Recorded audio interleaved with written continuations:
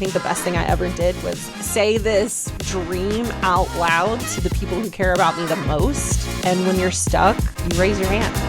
Having someone that can be there with you to navigate that without any sort of judgment. I'm Michelle. And I'm Whitney. This is the Use Your Fear podcast. 56? You are 56 minutes late, ma'am. Not an hour. And 56. You told me to set my alarm for 7:30 a.m. And what time did you get up? To be fair, I did set my alarm up at 6:30. 7:30. But I got up at 8? 8:30? 8:30. It was 8:30, yeah. Because I was downstairs just laughing to videos well. I was dead to the world. Shit.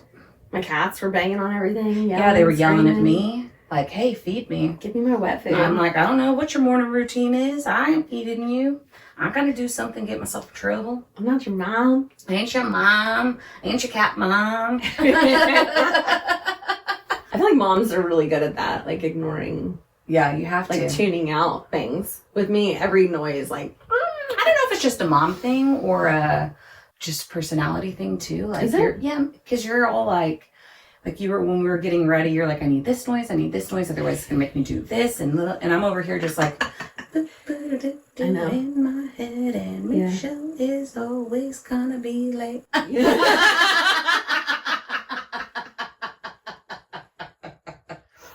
But it's okay. We're here. We are. Yeah. We're episode 2. Holy mackerel. They said it would never last. Right? Yeah. We're here. We're here. Yeah. Yeah, so I'm Michelle and I have imposter syndrome. So this is a great episode. Sure is. Sure is. Yeah, yesterday was a struggle. I did great at the practice run through. Mm-hmm. Felt good, felt solid. There's no pressure on it. And then I was like, okay, it's time to be on. And then suddenly I'm getting 20 ice packs. And yeah, I mean, you had all the ice packs. Now you can actually use your fan on low because we know that. I know. Thank you for that permission. You are very welcome. I need my Beyonce fan wherever I go. You're such a fucking diva. I am a diva. You really are. I feel like, I don't mean to be. As people get older, most people mellow out. But you're inner diva. I think it's because I forced myself to be mellow. You've never allowed that inner diva to be out. I didn't. So now you're like, bitch, let your freak flag fly. This is hilarious. Freak fab fly? Freak flag fry. Whoa. Freak flag. Fly. There it is. I said fab, flab. Yeah. I don't even know what I'm making up. Your fab flag. I like that. You're a fab flag. Your face. No, but I was talking to my mom when I went over to see her for Mother's Day, and I was like, it all started with Harry Met Sally, because I have definitive moments where things happen. You have to have it. That's you. That is your... Yes. Yeah, Harry Met Sally came out, and it was, you're a low maintenance or a high maintenance woman. And I was like, I need to be a low maintenance, because that's what the boys like. Mm-hmm. I actually read this, and of course, everything you read online, you shouldn't always believe everything you read online. No. You can say anything. I could be like, the sky is green. Does that mean I can eat Tide Pods now? I mean, no. Do your own research, you big dum-dum. But I read one that was talking about just kind of your inner mental health and stuff like that and around women or people in general that are considered low maintenance. Yeah. And that's actually a, what did they say? It was a survival skill. Yeah. Yeah. It's not I'm not cool. It's a survival skill that you've kind of just learned from life. Yes. And it was one of those, this is how I'm going to show up. I'm going to show up as an easy maintenance, low maintenance. Totally low maintenance, even though I take an hour and a half shower and get ready. But I'm better now today. Good. Because I have my emotional support pillow. I feel like we all need, sometimes an emotional support something. And if it's your pillow, that's great. Yeah. I love it. Thanks. When I went through my sobriety, it was my emotional support large water Yes. or Diet Coke or whatever it was. Cheers. And I have still never given it up. As we talked about in our first one, I would love to start for you. What is your high, low in Buffalo? I think my high was doing the run through.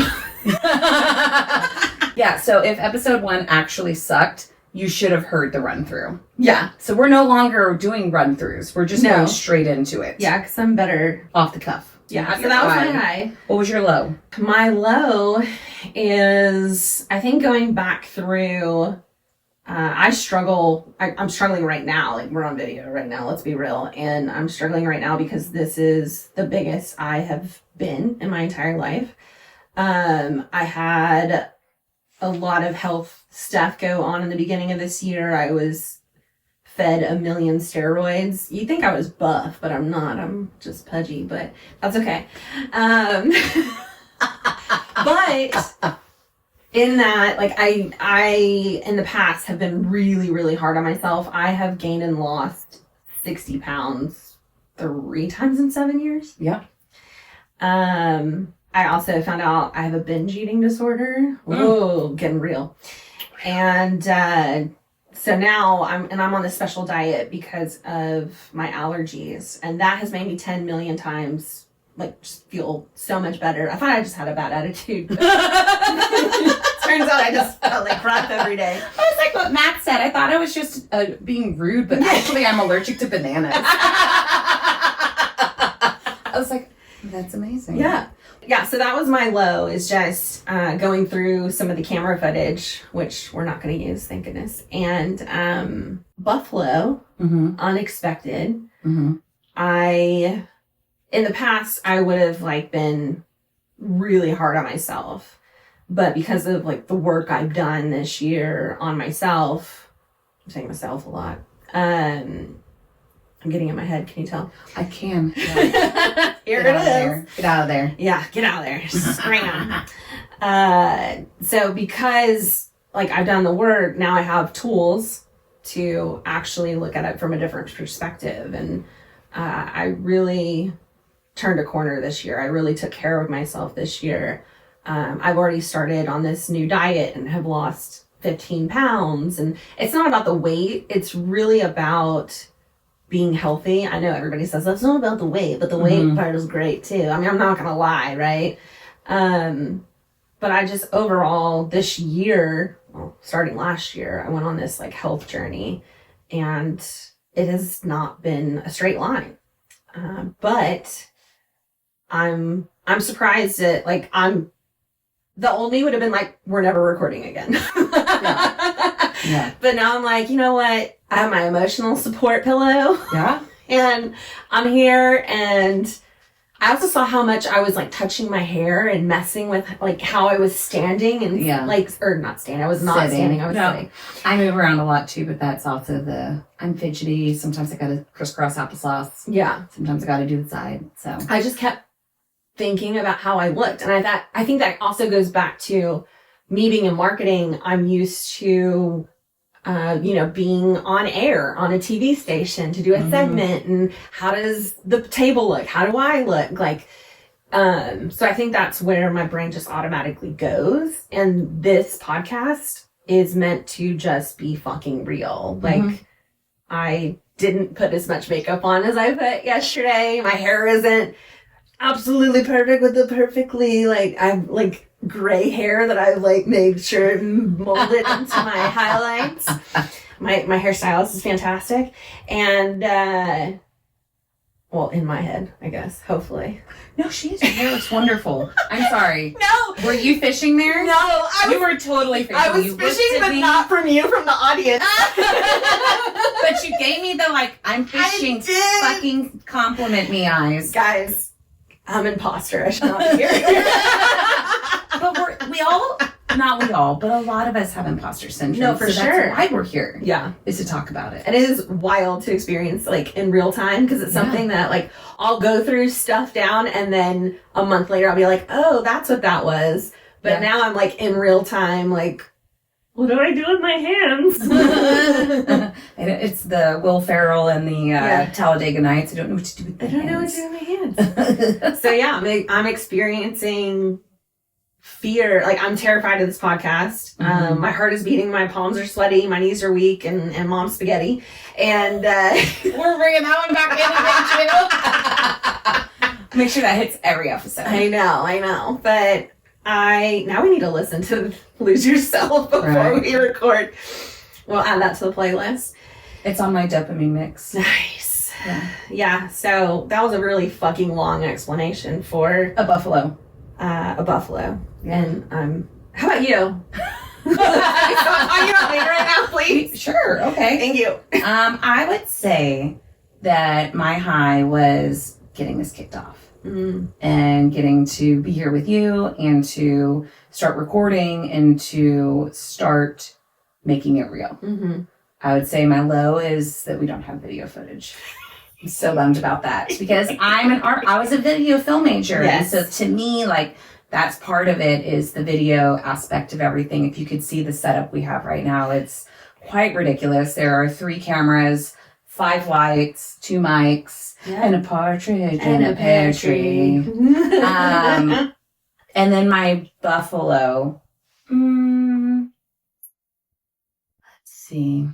From just yesterday through today, I don't really know if I have a buffalo that kept me unexpected. Oh.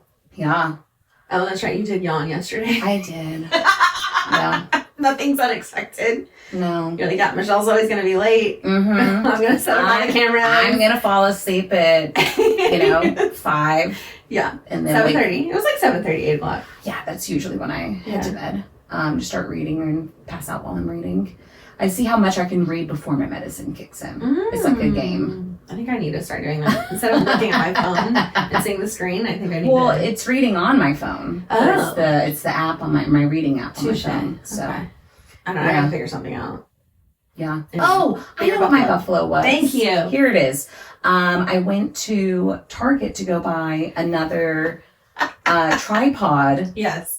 And I got a really great compliment from a lady there. That's right. Who stopped me and she was like, "Oh my God, I love your hair. Is that natural?" I'm like, I actually just recolored it. It's really close to natural. Like, it's not far off. And she's like, "It is beautiful and I love it so much." And that just made my day. I know. Yeah, just some. I love that. Randomly, Strangers coming up. yes. That's one of my favorite things too, is like some days I'll just look around and be like, how can I bring a smile to someone's face? Yeah. Like, oh my gosh, I love that color on you. Oh my gosh, I love those earrings. But that's when I feel extroverted. Yeah. We don't always feel extroverted. No. But that was definitely my buffalo, I would say, from yesterday. From yesterday, yeah. Overall, the high from this whole trip Has been hanging out with you. Oh, Is that not what the answer is? Shit. But we're happy you're here. Welcome to the Use Your Fear podcast. We get into the honest, messy, sometimes hilarious ways to face fear and come out stronger. And I'm excited to be here. I know you are too. And we have real talk, and it's best friend banter. Yeah. Which I absolutely love about it, because I think that's what everybody needs, is a little best friend banter around the hard stuff, to talk about the real topics, but also laugh at ourselves along the way. Yeah, I will laugh nonstop at myself. So, but this is part 2 of our series, our launch series, Am I Enough? Today we're going to be exploring a fear that hides behind achievement, confidence, and success, imposter syndrome. So the first episode, we unpacked not being enough. Now we're changing things up and talking about the fear of being found out. Ugh, gives me shudders. Being exposed as a fraud. I know I feel like that. I feel like that right now. even when you've done the work. Imposter syndrome, it can feel like you're always performing. Always. And it feels like you walk into a room and you don't belong. No. Every room. Even the bathroom. Oh no, I for sure belong in the bathroom. I can close the door and nobody else sees me. It's It's exhausting and it's a cycle. I'm getting anxiety just thinking about it. Are you? Yes. It's a cycle of hiding and doubt and overachieving. Like, Yeah. it is something that people hide so well, and it is mentally exhausting. There are days I come home and I am more mentally exhausted than I would be if I would have just had an extremely like physical work day, Yeah. because I feel like mental exhaustion can definitely be more than physical exhaustion. Oh, for sure. And you can't turn it off. Well, at least I can't.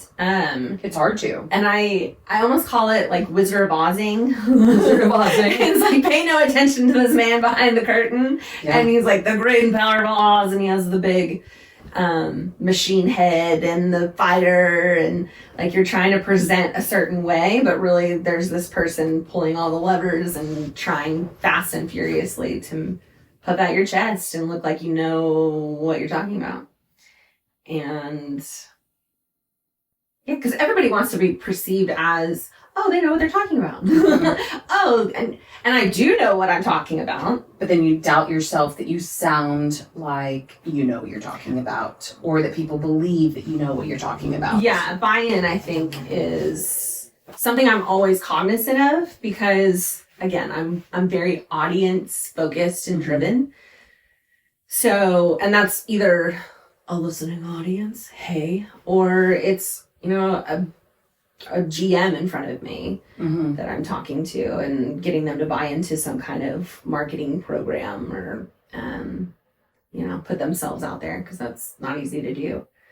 So it's all like, oh, how can I be to break the barrier, meet this person where they are, and get the results that we want.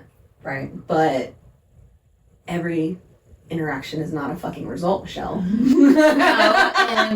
That's so true. But I also feel like when you get into imposter syndrome, it goes hand in hand with needing validation. Because if you don't get validation, then it just amplifies that feeling that you're an imposter. True. Because you're just like, well, I didn't get anything great from this. I said this joke. Why didn't you laugh at my joke? Oh, my bad. It wasn't funny. But they go hand in hand, and it's, if you're not getting the validation, then you feel like you're a fraud, and what you're doing isn't making a difference, and it all just keeps coming full circle. Why am I here in the first place? Right. If I'm not moving the needle. Yeah. And then that builds into your self-worth. Absolutely. I pump myself up before I go into, I almost throw like a mini pep rally in my head. Like, come on, you got this. Did like, you make a spirit stick? I did every Yes. time. And like, I would pull fight or flight inside of me to show up and be on. Right. And then when I step in the room and then I look around, I'm like, do you like me? Do you like me? Do you like what I'm saying? Is this working? And then when I'm not getting that, you know, the nod, you know, or a smile, then I'm like, oh, who the fuck do I think I am? Like, what am I doing here? Yeah. And then I get, I shrink, and then I get smaller because, oh, I was too much. I was too loud. Yeah, that definitely hits at home. What would you say is your first memory of imposter syndrome? Oh, good God. I remember being in first grade. Yep. And you know how they would have the cards, like the different colored cards, like your name and then your cards. And you started off green, and then they pulled one, it was yellow, and then they pulled one, it was maybe like orange. Oh, like when it was like red. trouble? Yes. Okay. Yes. And I just remember, like, I have to win this. Like, I need to always be green. Yeah. And I need to prove, like, I'm a good girl. Look at me. I'm, you know, good. And I remember getting my card pulled. I am just picturing the Michelle meltdown. Yes. There was another time, too, real quick, because this is funny, too. You know, when some of parents' fears are they're going to say something and their kids are going to repeat it later, right? Oh, God, yes. There's definitely been things that have been mentioned from our household to teachers. Yeah. Or things that kids have said to me at work that I'm just like, I bet your parents sometimes don't wish you would have said that. Yeah. But then, I mean, you have to take everything with a grain of salt. Yeah. So at least that's how I take it. So, but not everybody. Right. Yeah. But I'm in class and someone said something and I go, well, that just pisses me off. I didn't know it was a bad word. Because I'm like, oh, shit's a bad word. Fuck's a bad word. Like, I'm not pissed. But why is piss a bad word? And I got my card pulled then. Damn. I know. Troublemaker. Yes. But yeah, I felt less than. I felt like, oh, but I didn't mean to do that. And then, but now, that yellow is who I am now. Like, oh shit. And maybe that's a backwards imposter syndrome thing. Mm-hmm. So I would say that for me, imposter syndrome is something I've really thought about more as an adult and not as a child. My biggest thought that it kind of kicked in was I would be at a venue and someone would walk in and be like, oh, Big Boss is here. And I'd be like, where? I never felt that. I never felt like I was a district manager. I never felt like I was a manager of managers. Yeah. I've always felt like I have just been there longer. I have more knowledge because I've been there longer. And I'm just here to help guide and lead and give you my knowledge. So when people say things like, oh, the Big Boss is here, it really makes me uncomfortable. And that I'm like, how did I earn this? How did I get here? Right. I have always felt like I'm an imposter in the role I'm in. No, that totally makes sense. Yeah. What you just said. Like, because it reminds me of something my dad taught me. Michelle, you need to treat others the way you need to be treated. I don't care if they're a janitor. I don't care if they're the general, I don't care. Mm-hmm. And so that was something I always took in with me it's important to be approachable. No matter what. Yeah. No matter where you are. And so when you move through life, you think that's the rules. And so, yeah, when I got older, I think I've gotten a lot of feedback from my operators that you're real.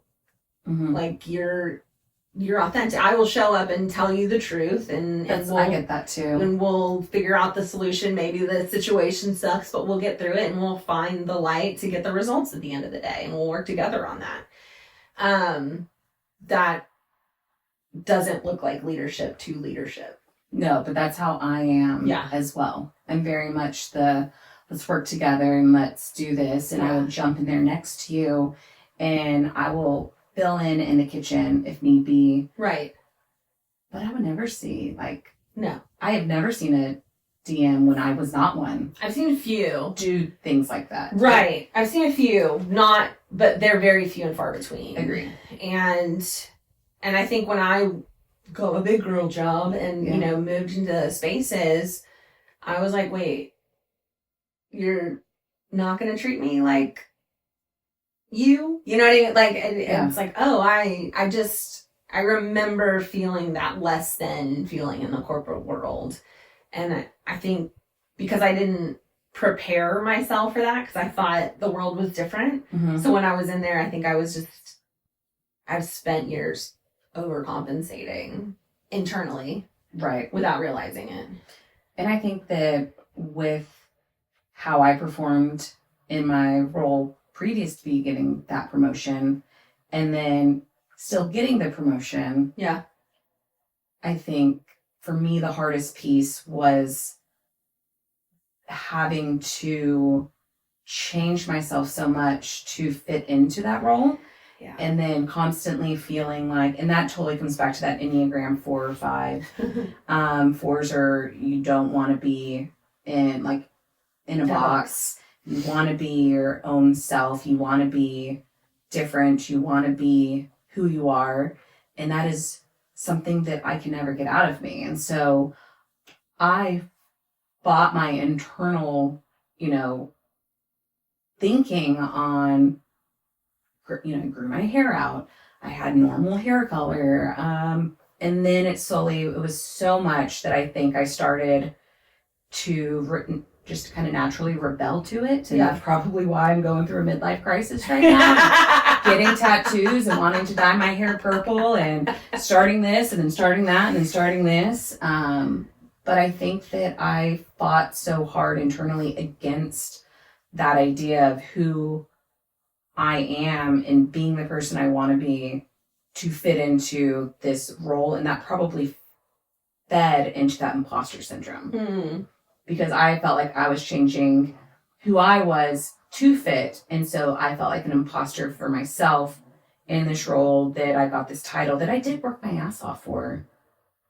But then I never felt like I was good enough to be the boss. What I'm hearing you say is that you typically march the beat of your own drum. 1,000%. And then when you got into the quote unquote real world, you're like, oh shit, this doesn't serve me. So I need to fit here. But then internally, I'm battling myself. Yes. Because it's not natural. No. I mean, that's how I see what you're... That's exactly it. Yeah. That is, maybe I said it in too many words. Imposter syndrome in relationships is a whole other ballgame. I know, again, I think that goes back to the movie When Harry Met Sally. And, you're supposed to be, are you a high maintenance chick or are you a low maintenance chick?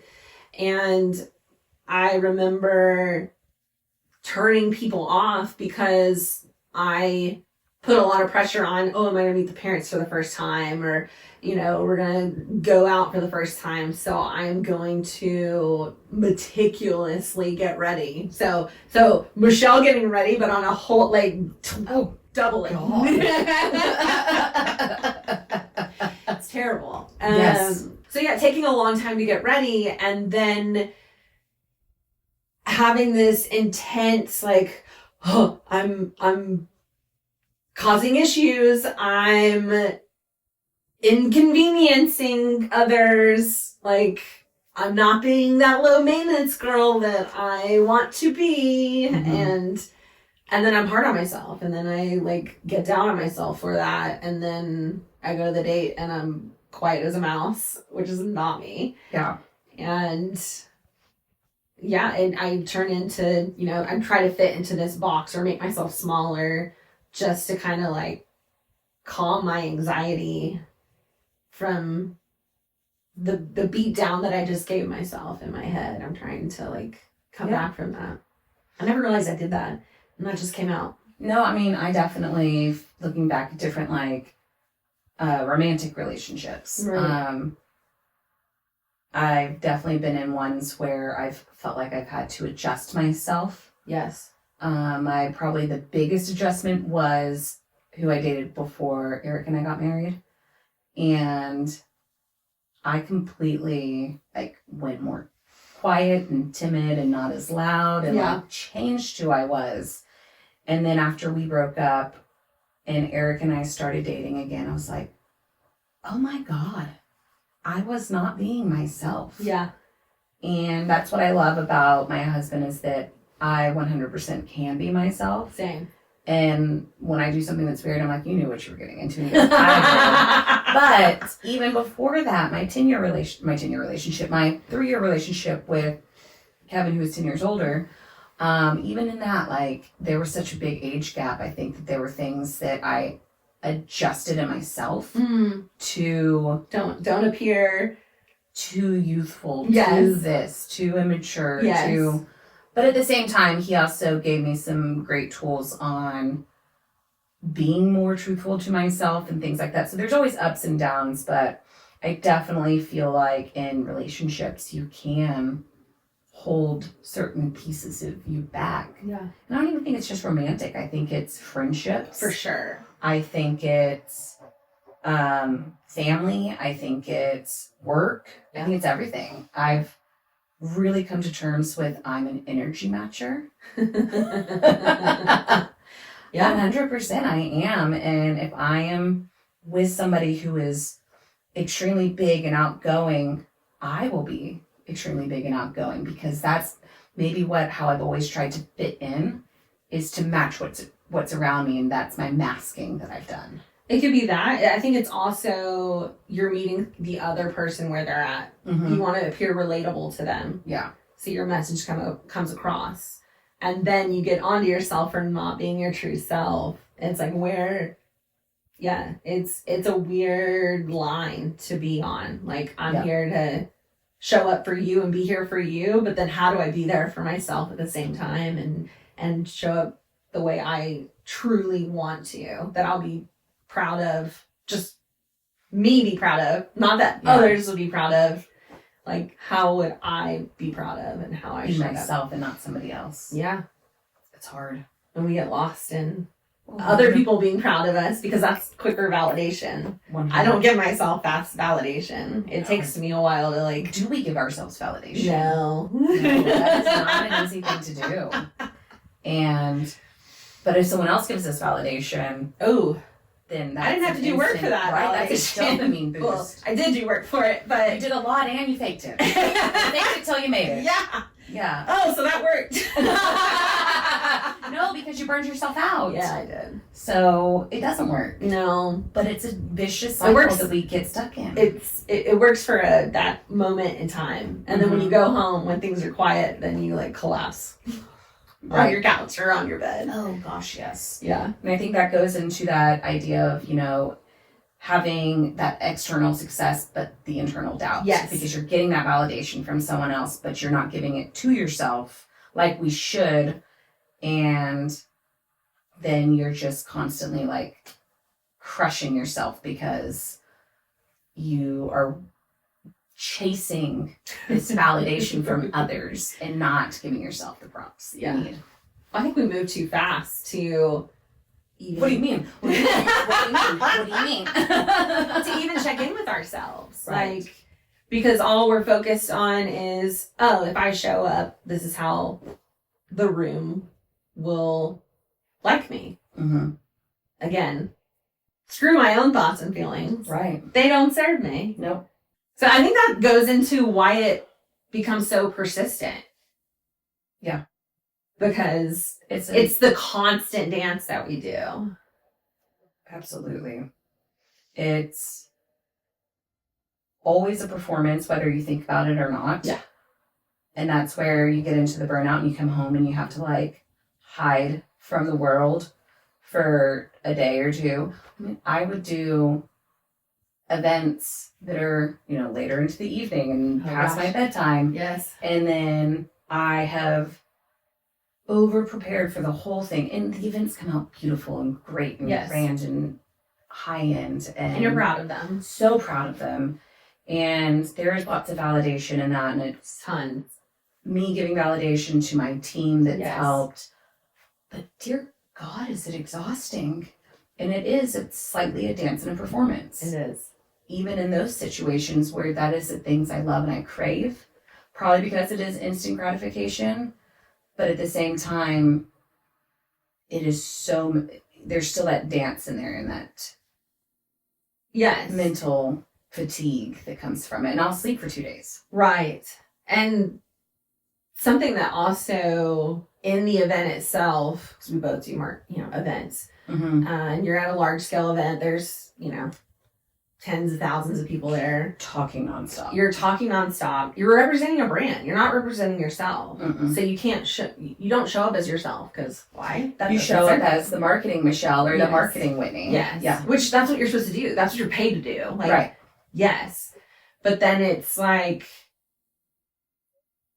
there's some moments where things get uncomfortable. There's people who have, I've gotten hit on at events. I've gotten, and you're just kind of smiling, oh no, thank you. But the real Michelle wants to be like, fuck off, bro. Like,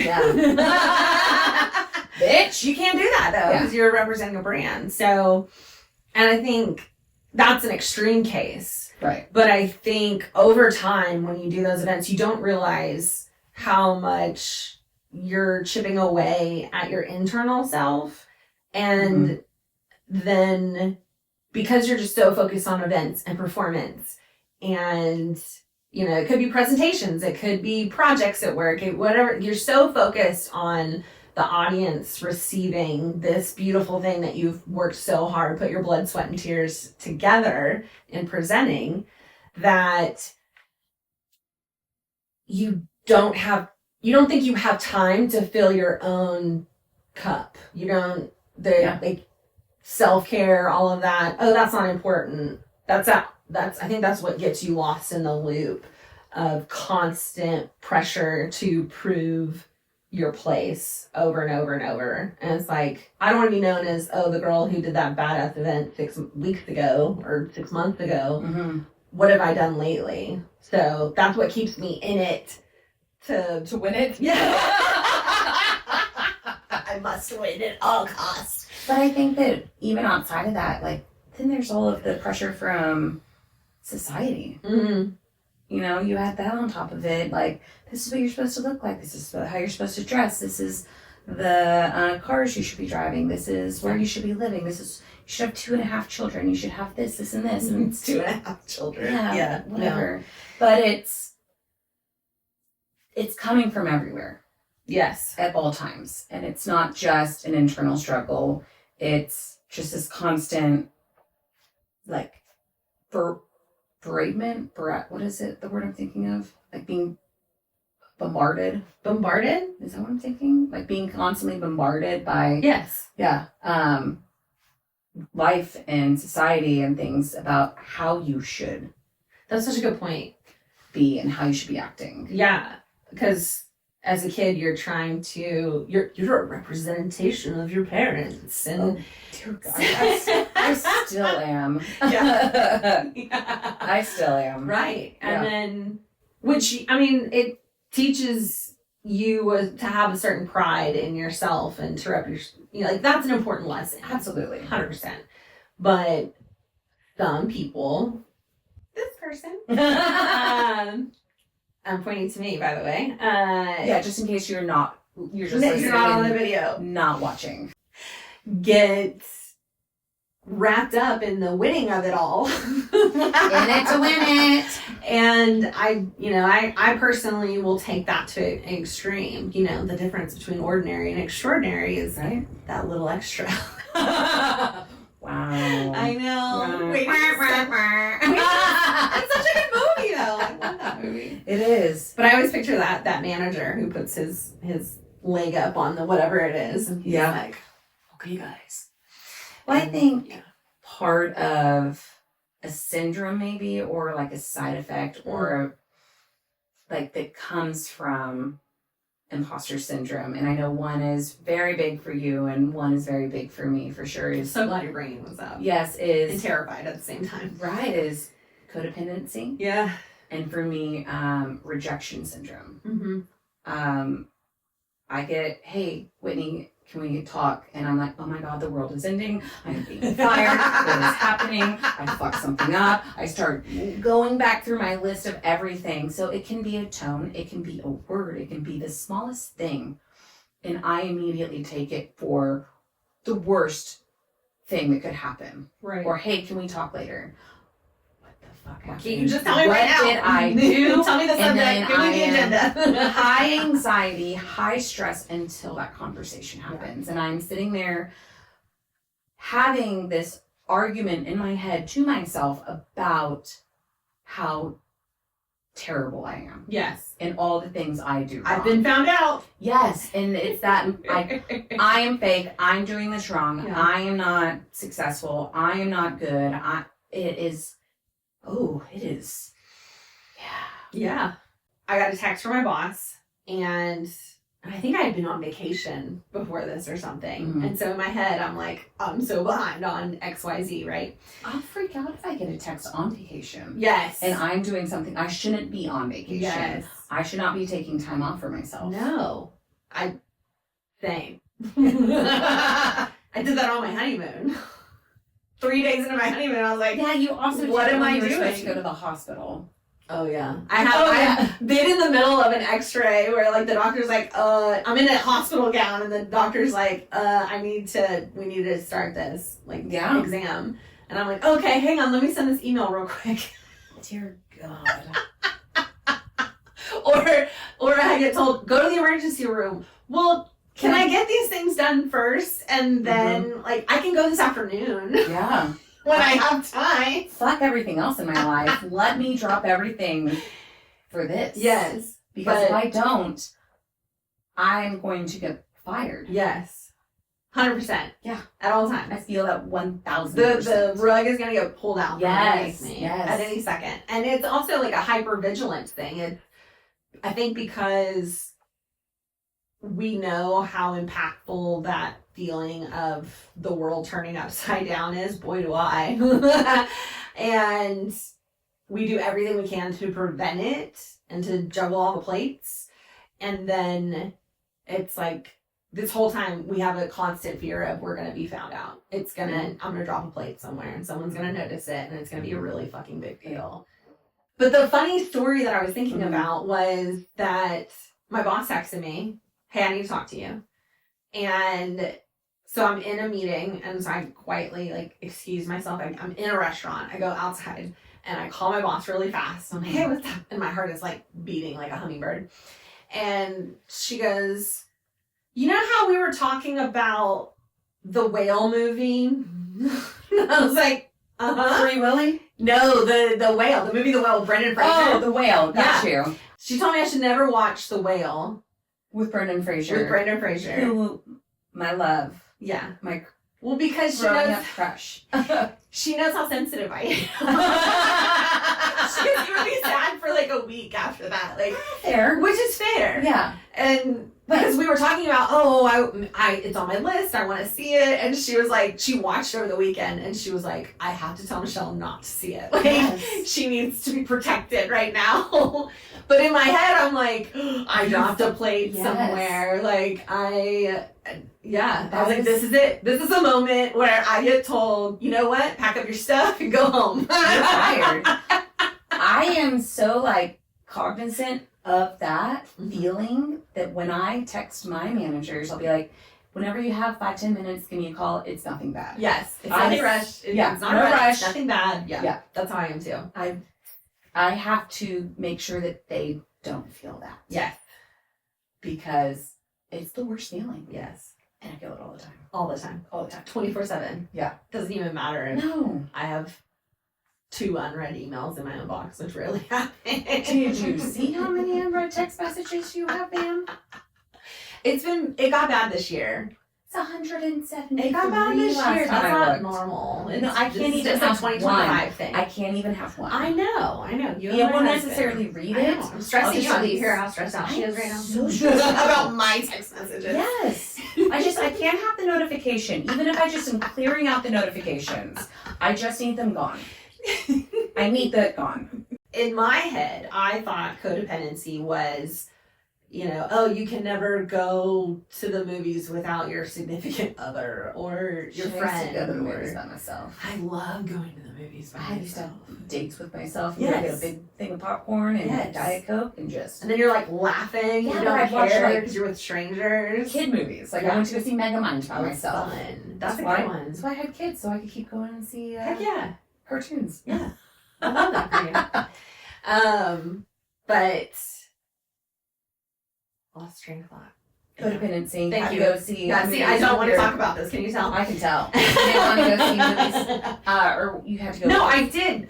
No, I didn't think did. I was codependent because I loved going out to eat by myself. I love, going to a bar by myself. I love, running errands or going to a movie by myself. Like I love that individualized stuff. Mm-hmm. And so in my head, I was like, oh, I'm not codependent. Like, I'm independent. Yeah, 100%.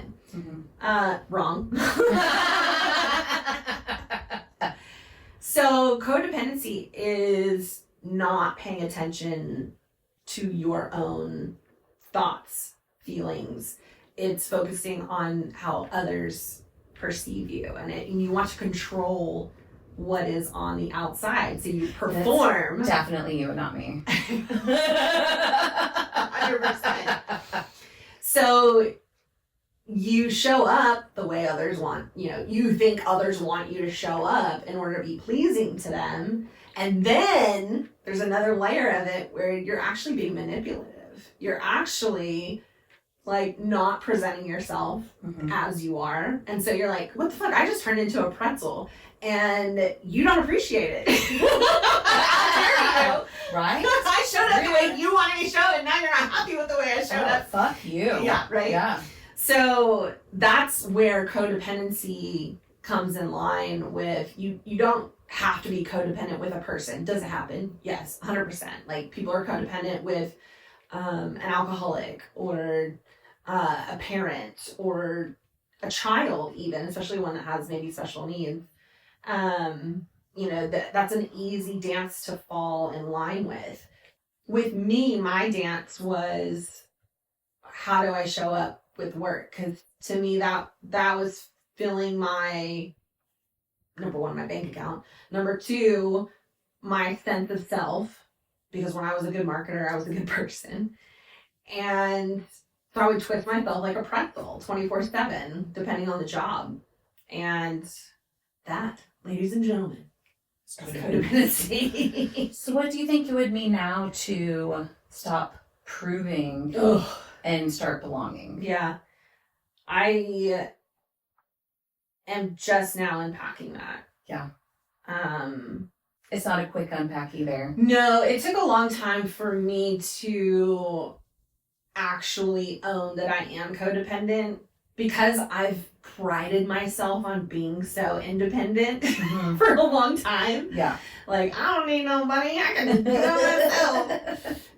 I taught myself how to tie my own shoe as a kid, because I was so independent on that. Like, I would lock myself in my room for 3 hours. And I have this weird, crazy way of doing it. Like, if I actually show you the real way I taught myself, you guys would think you probably already think I'm batshit crazy, and that's fine. I mean, that's why you're my best friend. That's true. But it's my parents' favorite story to tell to anybody. Yes. Just watch how she ties her shoes. It's my party trick. But I prided myself on being so independent that I'm like, there's no way. Parents, I'm sorry.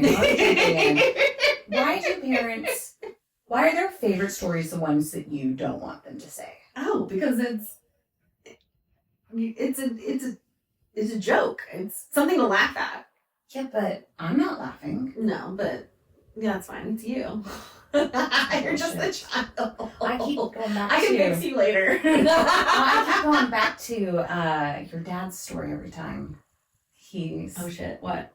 When we were at Joe's Crab Shack and she went and jumped on me. I'm like,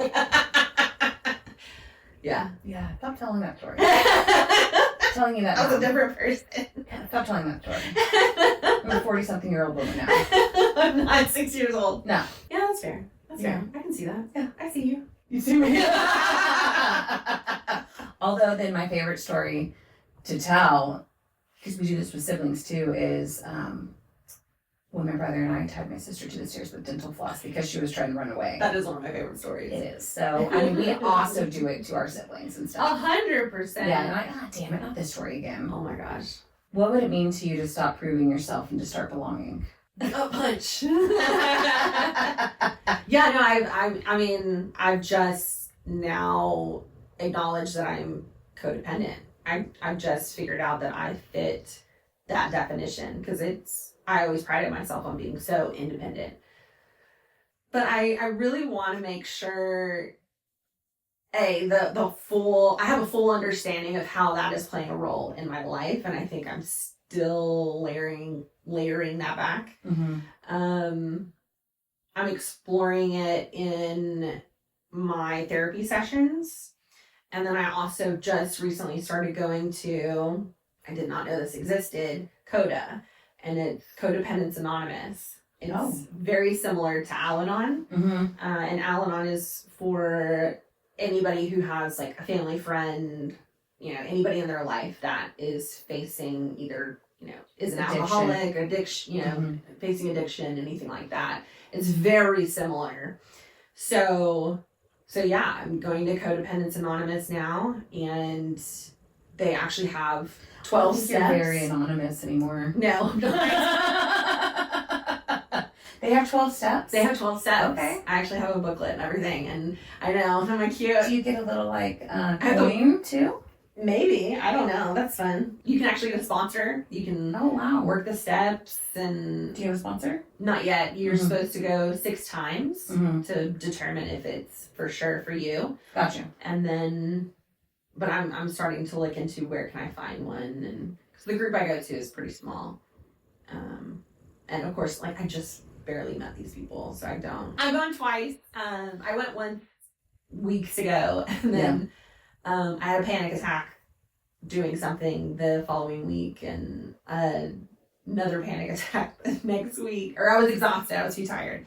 And then the next week I just forgot about it because my ADHD brain didn't let me remember. So yeah, time is blank sometimes. I know. So I've gotten back into it and actually got really shared something, you know, about my inner child work that we talked about last episode. Mm-hmm.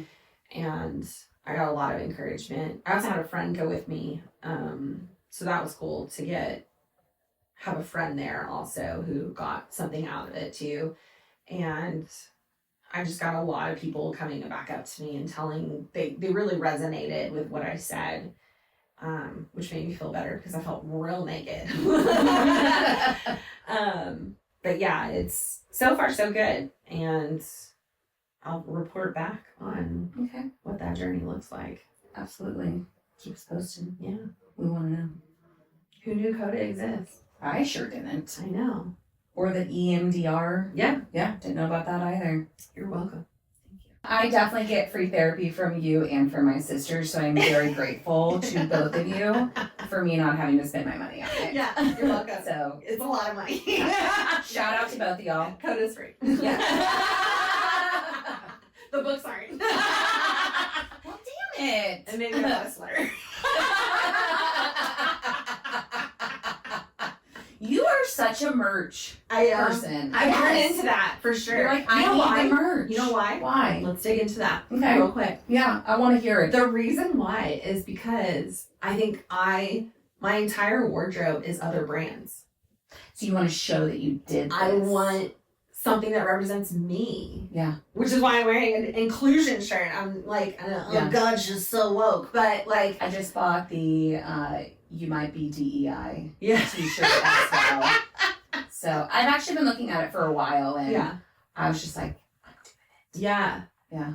I haven't had clothes that I felt happy to put on. They were just, I was either buying clothes that would fit an occasion that I didn't want to go to, or buying clothes that would hide my body because, you know, I just needed to wear clothes in case I decide to go out to dinner. Don't naked. I mean, go naked. Right. But for the first time, again, like things in my office, like I'm doing things for myself. And I'm like a kid right now who's like putting on their favorite band t-shirt, you know, like I had so many. I know. So this is me right now in my space. I feel getting in touch with my younger self.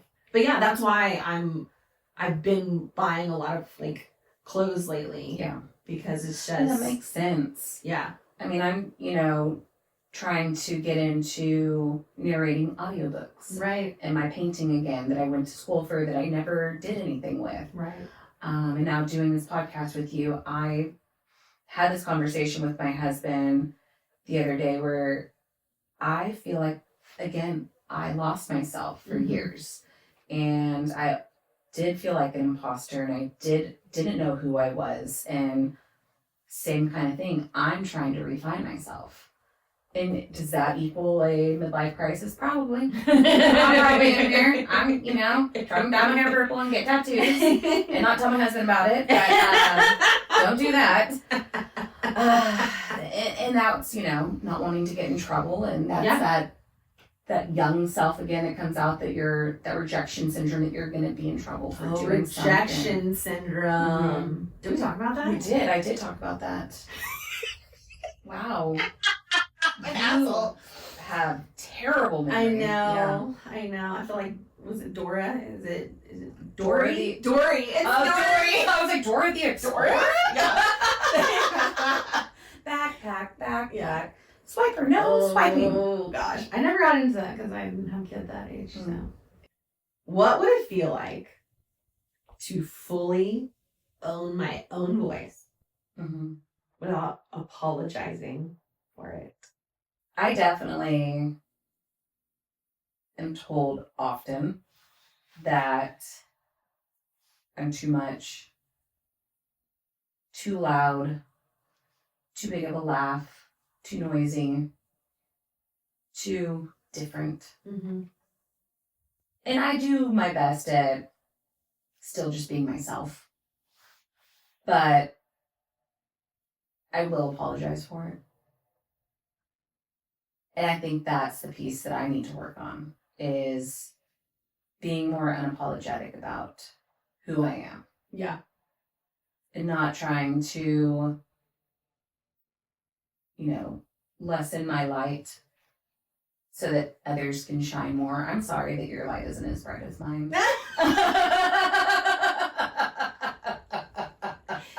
Sorry about your light. Sorry your light's so dim. You know what my brain went to for a second? What? The Friends. Was it the Friends episode? It was the wind. Like, you're trying to steal her wind. I have to tell you, I was on a Zoom meeting and one of my friends texted me during the meeting.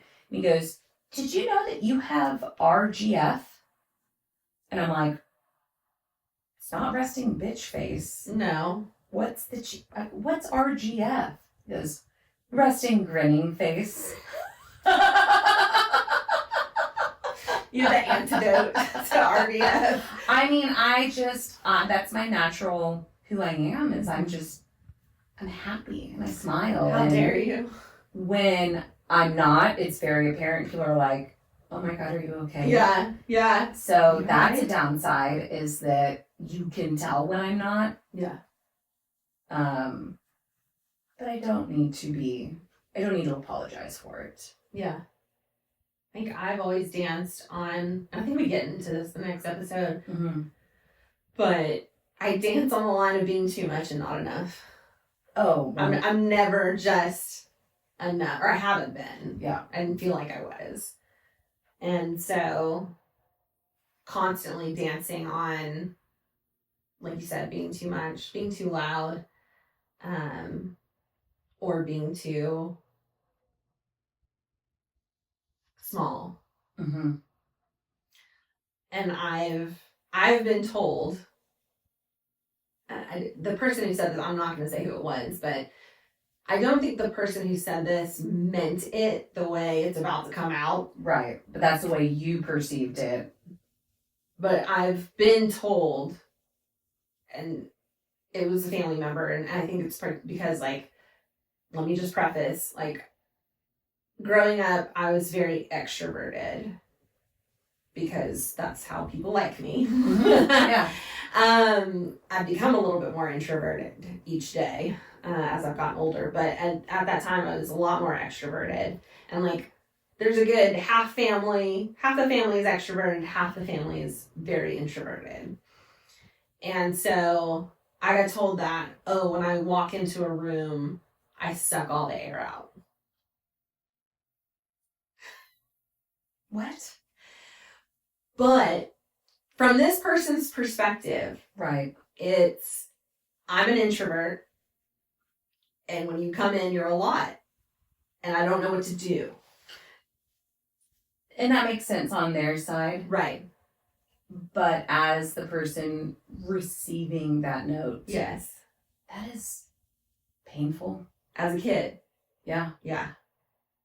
And continuously. Yeah. But then, like, that person also still coaches me and says, keep being you. Right. You're my hero. I look up to you because of the way you are. Mm-hmm. Like, again, that person didn't mean it like that, but the negative voice, I think at the end of the day, Mm-hmm. whether you mean to or not, Right. the negative voice is the loudest. And it's the way you take the message. yeah. Because of anything else that could be going on in your life, Yeah. too. I could not be in a healthy mindset to take Mm-hmm. that note in. Yeah. What do teenagers do? They take everything personal. Oh, dear. Everything. Yes. Especially me, like Miss Drama Queen over here. Yes. I would just to everybody out there, just you don't know what the other person is going through. You don't know what they're experiencing. Mm-mm. Be careful with what you say. Even if you don't mean it. Yeah. In a way that can be taken. And that's actually something I have to talk about a lot with people at work when I'm having to like give them kind of guidance and coachings because they're in trouble for something. So I'm like, you may mean it one way. I go, however, in our world, perception is reality. And how I hate that phrase. It's true. I hate it too, and I use it all the time. Fuck, I mean, that's so corporate. But it is such a factual statement that how you took it, that's how you perceived it. Right. And to you, that is reality. And so I've had to use that statement where I'm like, you may have said something to someone and you didn't mean it that way, but this is how they took it. Right. Because you don't know what's going on in their life. And that is something I try very hard to be cognizant. Yes. About and think about how others are going to take something, and to the point of probably me being overly nice and overly like, okay, we're going to come at this with like a cuddle. Yeah. And I want you to know that nothing's wrong. You're okay, you're okay, you're okay. Mm-hmm. But you're okay. Because of that, and it all comes back to that rejection syndrome. Like, yeah. I have that so much that I'm terrified to give it to somebody else. I think the other side of it that I want to bring into the conversation is that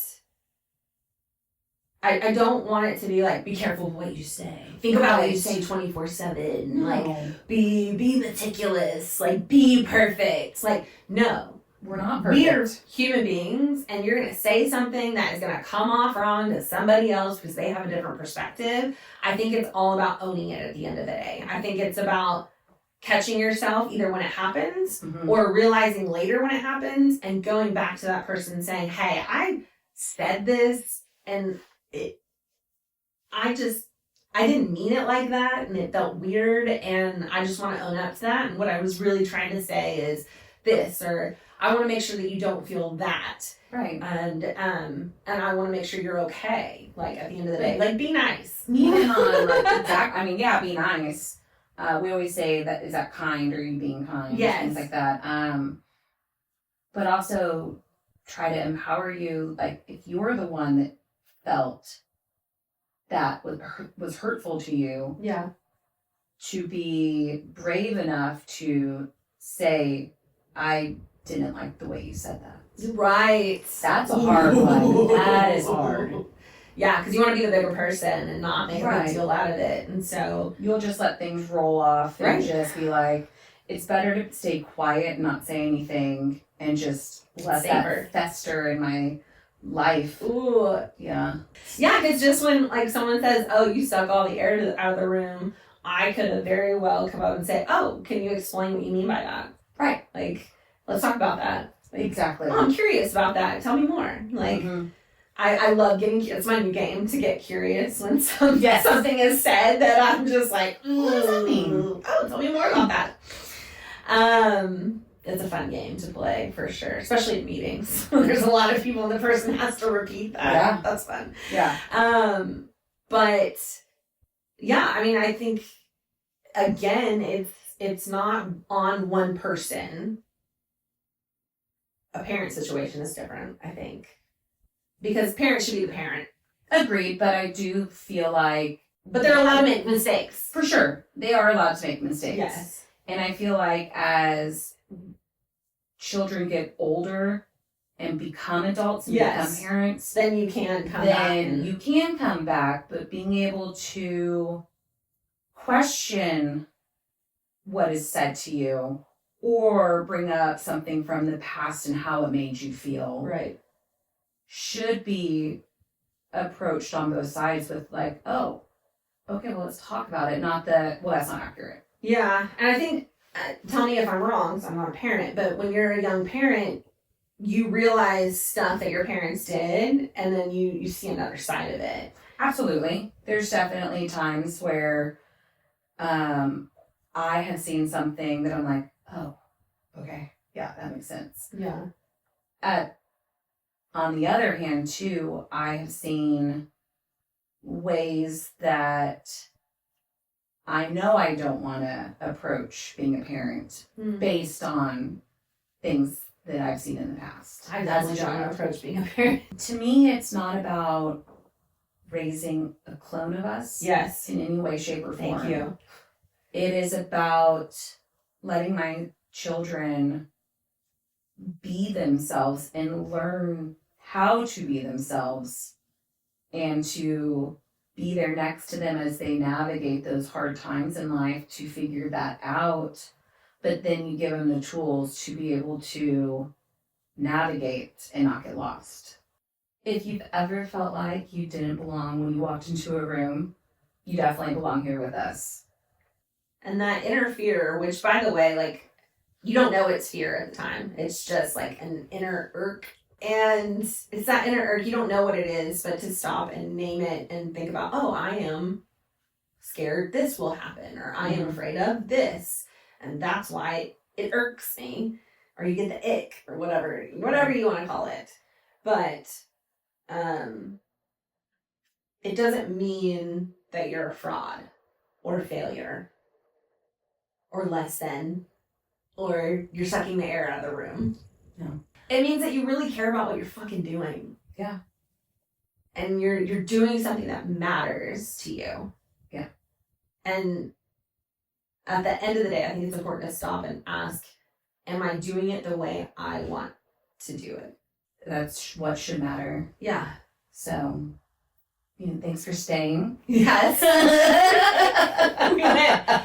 Yeah, that's that best friend banter. Thanks for staying with us in these the weave conversations, the ebb and flow of the nonsense that we go through, but the deeper meanings behind it too. Yes. If this episode struck a chord with you, please share it with somebody you know. DM us if you have any thoughts on topics you would like to hear. This is a series. And we can explore different perspectives of it. So 100%. If you're interested in talking more about this, and we also have an email. We do. podcast@useyourfear.com. Yes. And a website. Yes. And always, if you want to talk about a certain episode, please put the subject on the episode there, and then that way we know what you're talking about. There you go. If you'd like to be on the podcast, we're always looking for more people to get more perspectives. Go to useyourfear.com. There's a whole form to fill out, and you can put in your information there. And next, this is a gut punch for me to even say. I wonder how sweaty I'm going to get in the next episode. So sweaty. We're going to have to take a break before we dive into this. Probably. Yeah. Can we just do it in a cooler? Like, I'll go to a restaurant and be like, hey, can we use your cooler for like 2 hours? Right. But it's what happens when fear... it's even hard for me to say. It's right there, dude. Yeah. Yeah, so the next episode is burnout. That one's you. Sobriety. That one's me.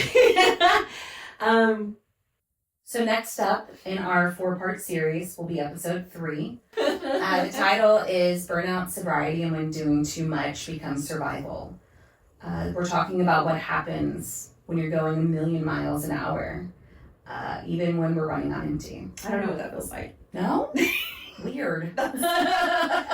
Really, I also want to preface this as, like, we're not trying to fix fear. No. That's not how you use fear. And when you're going 50 million miles a minute, you are stuffing it down. You can't, this is my least favorite word, because it's actually like the most feedback I've gotten is, oh, you're not strategic.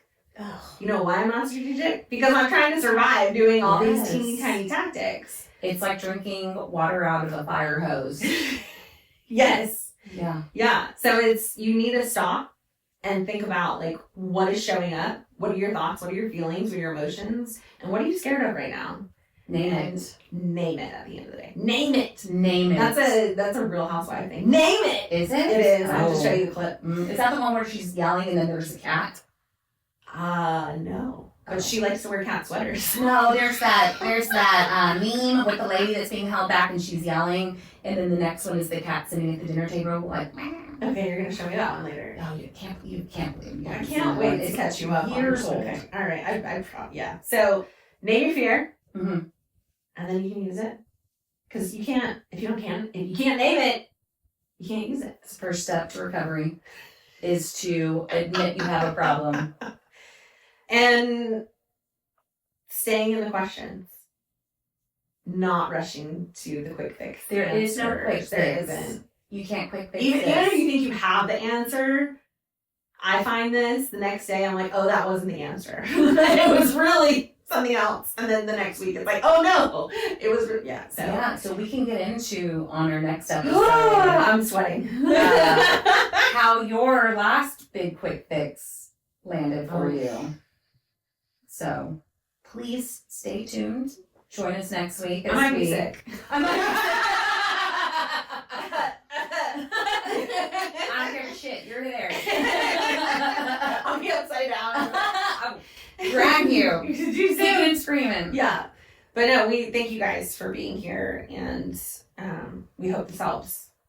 Thank you for being a part of our community, and we continue to grow, and we share us with all your friends, share us with whoever you feel like needs to hear these words too, and we'll see you guys, hear you guys, listen to you guys Next time. Bye. Bye. Thank you for listening to Use Your Fear podcast. Oh, great. Have a great day. Have a great day. Bye. Bye.